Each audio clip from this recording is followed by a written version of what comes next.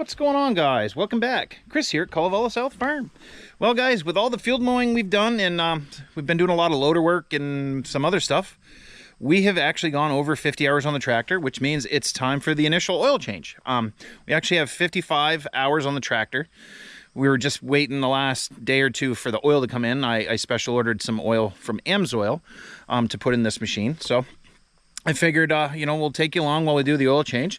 And also we'll do a 50-hour review on this tractor and show you we have made a few changes from when we first bought it. And so I'll go through those with you too. So anyway, guys, stay tuned. All right, guys, so one of the changes we made within the first couple weeks of owning the tractor was we put LED target lights on, both the back here and also up here in the front.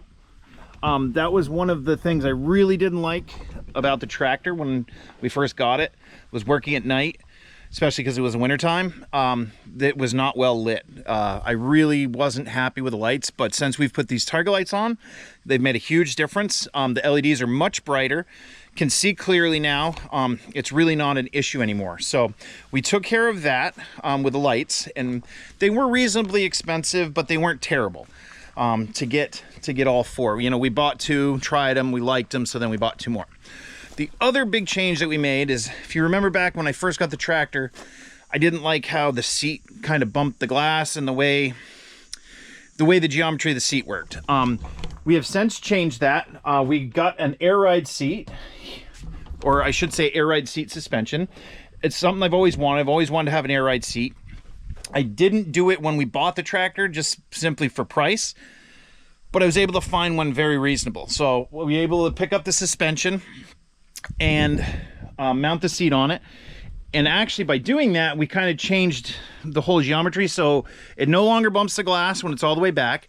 It actually sits a bit higher and farther back, so I actually have more leg room now than I did. Now I did have to drill some custom holes in the bottom of the seat pan when I mounted it back to the runners, because when I originally mounted to the factory holes, it actually brought it up a lot further, and I didn't like that. So I was able to drill some holes and get it kind of set where I wanted, and then wire it all in, and it's worked great so far. So that's, taken care of. So really the only kind of complaint that I have, and this is not so much a complaint as just it's a pain, is with the Pat's Quick Hitch, the top link is really not quite long enough. It's pretty much here with the flail mower on, it's maxed out, and it makes putting it on and taking it off a bit of a challenge because it is maxed out. Like I can't go any more when I'm actually dropping it. Right now I think it's cranked in maybe 2 threads, so it's not quite maxed out, but close. I wish we could get these Kubotas with the European style arms, which actually have hooks on them, because you can see the Pats, you're getting probably 3 inches or so further back extension, or that's what causes that top link to have to be out so much farther. So it'd be nice if we could get the Euro style hook arms, because in Europe they use hook arms instead of the ball joints that we use. So, but really, other than that, I have no complaints about this machine.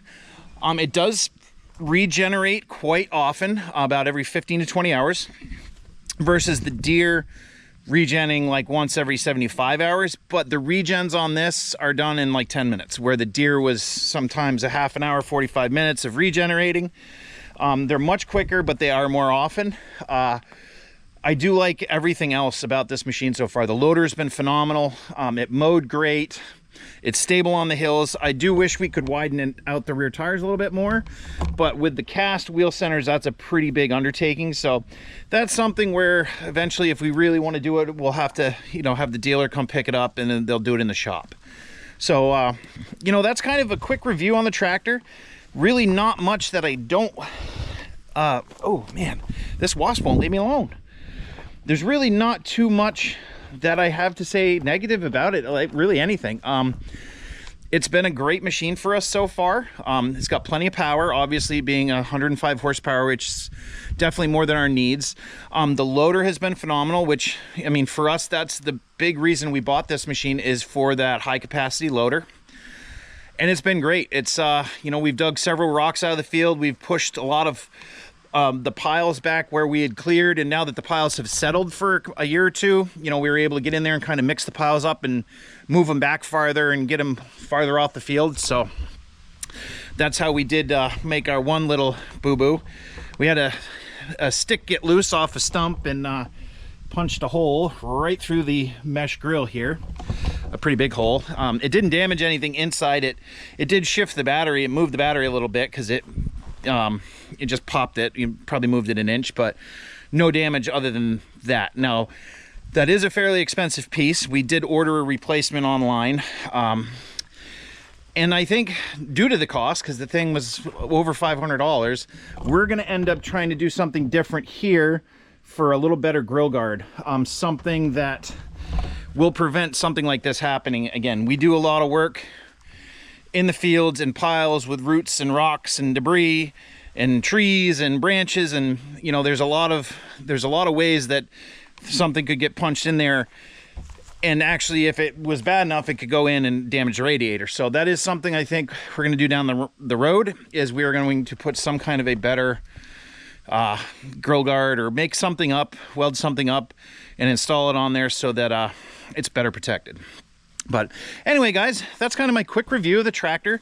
The 50 hours we've had it, well, 55 hours. And I think what we'll do now is we'll go get our stuff. I'm actually going to start it up and let it warm up for a minute just to get the oil warm. And then we'll go get our oil and filter and give this thing a quick oil change. So anyway, guys, that's what we're going to do next.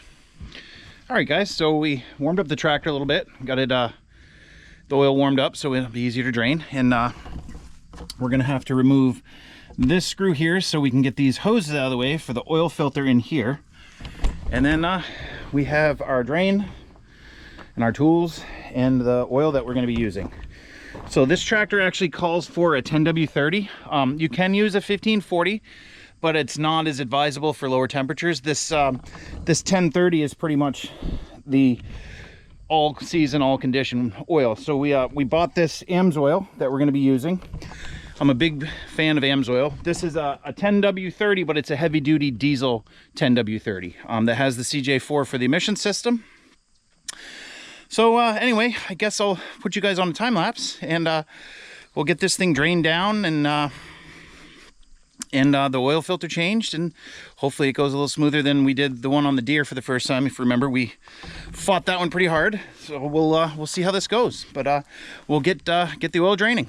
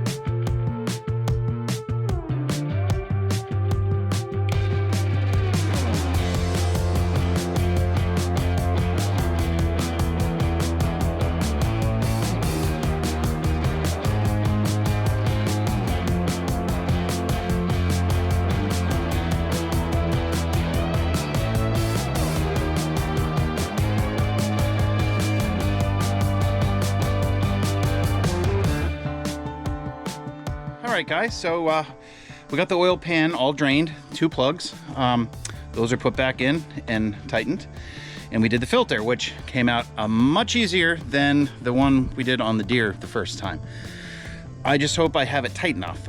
It is as tight as I can get it by hand, which is normally good, but because of the loader frame right there, it's kind of hard to get at. So we'll see. So right now, we're gonna add our 11.3 quarts of oil, and then we're gonna give it a try. Make sure we have no leaks and everything looks good. So anyway, we'll get the oil put in.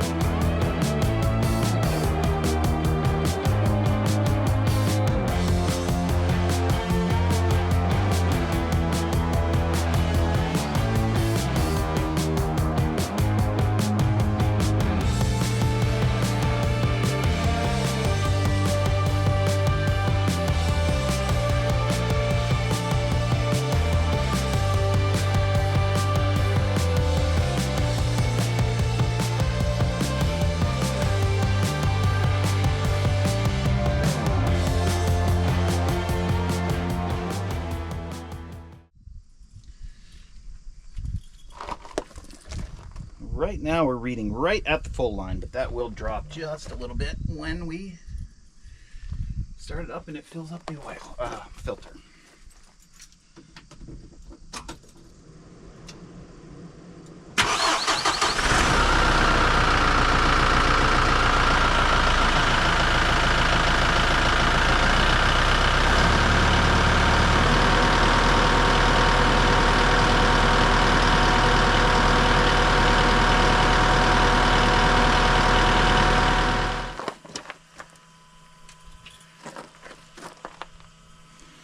Alright, we'll check it one more time, see where we're at. If we have to add a little, if we're good.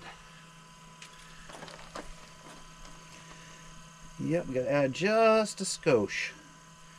It's just barely under.